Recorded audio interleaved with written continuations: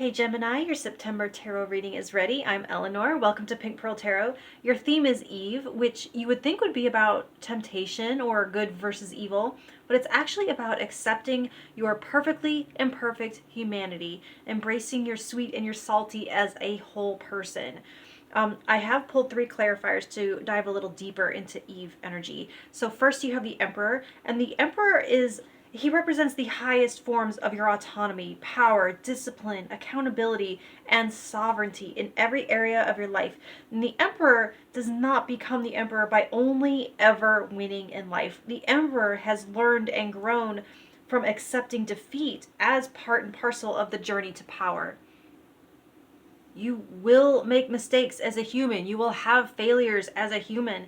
It's a choice what you do with that to empower yourself or to shame yourself or to blame others, which is a form of giving your power away, because without acknowledgement of your role in your successes and defeats, how can you be in the driver's seat next time?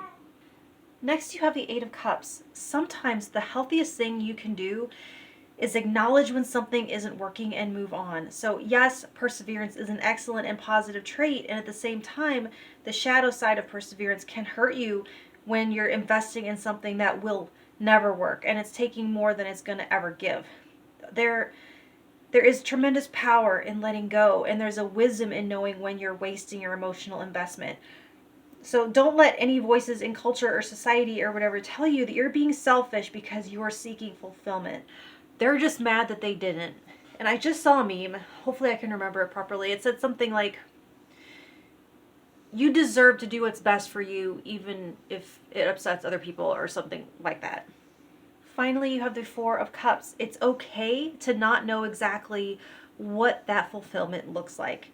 You might be at a point where all you have is a list of things that haven't worked. Your life could be nothing but a string of disappointments and you're out of ideas. It's more normal than you think, and there's not a thing wrong with the occasional feeling of being directionless.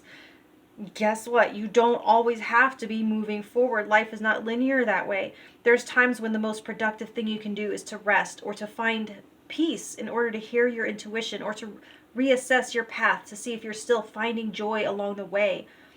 Or to say, I was wrong about what I thought I wanted and I need to redefine that or get clear on what my unmet needs are so that I can set goals that more accurately target the fulfillment of those needs. So have grace for yourself during these times. It might feel like filler, but it doesn't have to be if you accept it as part of the whole picture. It's like the blank spaces that balance out a painting, or the way music is not just constant sound, but the starting and stopping of notes and the spaces in between the notes. So anyway, getting into your week-to-week forecast, week 1, you have the Five of Cups. So like I was saying about the Emperor, what you choose to focus on when something is lost determines how you progress. It's important to acknowledge or mourn losses instead of trying to rewrite or wallpaper over them, or, I didn't really lose something. Sometimes shitty stuff is just shitty. But the next day is going to come, and the question must eventually be, okay, but what now? So work this week towards the okay, but what now? What am I working with? With the Four of Cups here, the question could be, what am I neglecting or not appreciating while I process these feelings of loss or defeat? What attention and energy do these things or people need from me now? Never mind who isn't coming with me. Who is, and what do they need from me? Now, week 2, you have the Sun, the most positive card in the deck, they say. Absolute carefree joy and happiness, enlightenment, nirvana, bliss, all the good. Will it be constant the whole week? No, obviously that's not sustainable 24/7. That would be mania, I guess. Okay, I don't remember the line exactly, but it's an old 80s movie, the National Lampoon's Family Vacation, and the dad says something like, we're going to have so much fun they'll have to, I don't know, surgically remove the smiles from our faces or something awful like that. It's like, that's the level of weird it would be for the Sun energy to just be on all the time. This is an energy that comes in waves of goosebumps moments, of divine connection, catharsis, deep connection or self-dissolving sex, a transformative or transportive or trance-inducing song, moments of utter clarity, seeing the absolute perfection of the bigger picture. This is a card of perfection and recognizing the absolute perfection of a moment exactly as it is, because it is the only one like it for all of eternity before and all of eternity after. Even if there's a fly, even if your hair is out of place, even if you haven't gotten that text back, even if you don't know where you're going. There's a Zen story about a monk who was told to sweep the sidewalk, right? And when he's done sweeping, he has every single leaf off the walk, and he says to his master, "See, it's perfect." And the master looks at it, he picks up a handful of leaves and just kind of scatters them around and says, "No, now it's perfect." Week 3, you have the 3 of Cups. Celebrate with friends. This is a time it's not a time to close yourself off. So say yes to invitations, to parties, to brunch, to connect.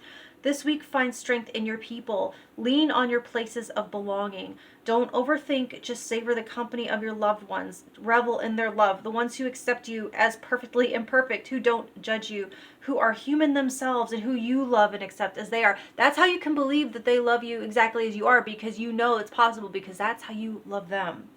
Now, week 4, you have the 8 of Pentacles. So this is kind of like, and back to the grind. Although it's not really a grind, it's more like a groove. There's a flow state possible for many of you in your pursuits of mastery. You're tapping into or creating muscle memory. It reminds me with the sun here, the saying after enlightenment laundry, or something like that. After enlightenment dishes, I forget. So I want to jump into your bonus message of defy gravity. This is allowing yourself to soar, really being swept up in the bliss of belief in endless possibilities, belief in miracles, the support of the unseen world, your own potential. Life is full of on top of the world times, followed by the continuation of normal life as we know it. We never get raptured away. We get tastes and glimpses and contact, and then it's back to it. So week 4 is the back to it, but being more motivated because you've gotten in touch again with this positive, loving energy of the universe to put the wind back into your sails. So for career and finance, you have the Queen of Cacti or Swords and the 10 of Cacti or Swords. So I'm not going to separate the self-employed from the traditionally employed for this one. The Queen of Swords is your energy. So half of the reading is you and how you show up. So, and that applies to any situation. So your path to greater abundance in September relies on how you handle something that is coming to an end. Something is winding down, something is over, and it's going to be your non-emotional, professional energy that's going to be your superpower propelling you into whatever the next chapter is. You might have to exercise discernment on a daily basis as to what is and what is not your problem anymore. Whether this is a clean break or not is up to the sharpness of the cuts that you make. Make them clean, not messy. Keep your words few and impactful. It's a time for professionalism, not sentiment. Now for love, you have the World with the 5 of Cups. And I just realized you actually have the 5 of Cups twice. Now for couples, you could be traveling together or celebrating a huge milestone together, or some kind of hurdle, some kind of success together. Coming together, you might be celebrating an anniversary or the fact that you are now together when you have not been able to be until now. The relationship feels complete and whole. And now with Eve as your theme, it's a time to cherish each other as whole human beings and celebrate how your imperfections complement each other, or at least let go of the other's imperfections if they don't affect you. It's a time to fall in love with each other as you are as human beings, not as ideas or concepts. Now for singles, there is a chapter coming to an end, and it's the beginning of a time to pour emotional investment into what remains. Don't beat yourself up.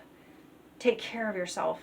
The World card is a card of successful completion and the release of karmic ties. So this feels like the loss of a karmic partner and the time to start preparing your life for someone new on their way. The last person was a lesson that you will never have to repeat.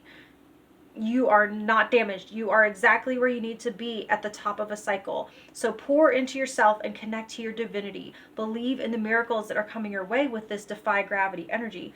The World with Eve here, it feels like you're a gift being delivered to someone else's doorstep. Someone is manifesting you. You don't have to change anything. So just ride the wind that is carrying you right now and trust that it is carrying you away from something that it gave all that it could. So that's what I have for you, Gemini. This is amazing endings and beginnings. Perfection. I will talk to you next month. Thank you.